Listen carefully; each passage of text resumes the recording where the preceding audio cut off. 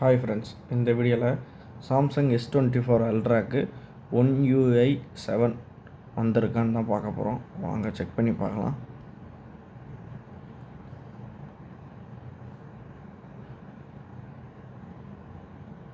இன்னும் வரல. Actually Samsung என்ன சொல்லியிருந்தானுங்கன்னா, கிட்டத்தட்ட ஏப்ரல் 7ஆம் தேதியே 1UI 7 வந்துரும்ன்ற மாதிரி சொல்லியிருந்தாங்க. இப்போ ரீசெண்டாக வரவே இல்லை. இன்றைக்கி தேதி 21 ஆச்சு. ஏப்ரல் 21 வரைய அப்டேட்டே வரலை.